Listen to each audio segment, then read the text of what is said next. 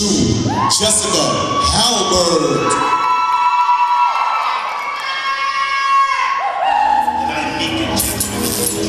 We've seen 150 students today. They all swear they have a special gift off of school. Do you have a special gift? You ain't seen the best of me yet. Give me time, I'll make you forget. So this is not your first show, but how did you first get started? And yeah, how did you get started? I'd always been into kind of health and nutrition and fitness and all those things. But I'm a big challenge person. I really like a challenge. And I had been reading Oxygen magazine and all these other things and kind of went, I'll do a fitness competition. And I tried to prepare myself, all by myself, and that didn't work out too well. So I didn't do that first show, and I started looking for people to train with, and I found Cathy Savage and started training with her and her team, and the rest is history. I haven't stopped since. So how many have you done? This will be, I guess, my 4th show. I've got a couple still coming up this season, but it's my very first show to do fitness. Wow. So what's the preparation like? How many days a week do you work out and how long? It's going to depend a little bit on where I am in the season, but probably 5 to 6 days a week. And lifting routines, again, going to vary, a little bit heavier when I'm a little further out, and a little bit more plyos and things like that mixed in when I get closer. And just for cardio, trying to keep it not boring so that I don't get bored and my body doesn't. What is your favorite kind of cardio?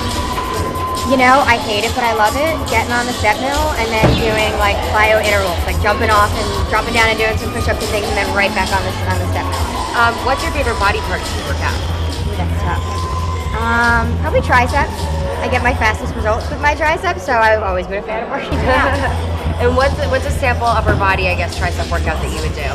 A great one is getting down into a plank position and grabbing some barbells and resting on them and kind of actually just tricep pushbacking, because you're getting your core workout and you really can't cheat when you're in that position, so it's all on your tricep. And so we all know that diet is very important. What would you say are some of the staple items on your grocery list? Chicken, lots of fish, lots of vegetables, as many varieties I can get, because it always keeps it interesting and you get different flavors, lots of spices. I'm an oatmeal junkie. Like, I'm really excited about my oatmeal every day, and I'd say those are some of the staples, but then just mixing stuff in to try and keep it different and never get bored. What do you mix in with your oatmeal? I'll do a little bit of a thing called pumpkin pie spice, which is also really good in coffee. And I'll mix that in, and I'll take frozen fruit and cook it in there, and the fruit kind of breaks up and it flavors your whole oatmeal. So I'm a big fan of that. I do that too. And so for people that aren't familiar with the fitness show, what are some of the most important aspects of training and getting ready for it? I think just really getting to a place where you're comfortable to just go out there and enjoy yourself. If you prep and it's all about every little body part and you're so worried, you're not going to have any fun. And all that work's really not for much when you're only out there for a minute or two. So I think it's just doing everything you can to have enough time to prep and just feel good about yourself so that at the end of the day, you're happy no matter what.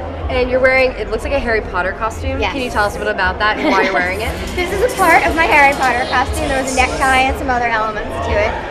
The second part of Bikini, which is one of the divisions I just finished doing, we have a bikini and a sportswear. And so my sportswear this year was Harry Potter. Very cute. And so how do you go about picking your bikini and your sportswear? Definitely getting lots of opinions, because sometimes what you think, you really need some objective eyes to point things out for you. Suit color, I really rely on my coaches and my team, because they can look at me and say, you know what, you look good in light color this year. And they know that 8 other of my teammates aren't wearing the same suit color. Sportswear, I try to come up with something on my own, and I just keep bouncing it off people until I find one that works and that we can actually make. Oh, so you do make this yourself? I usually buy staple pieces and then I make the rest. All right, that's really cool though. And so what would you tell people who are trying to lose weight and maybe not do a show, but what's your #1 tip for getting lean?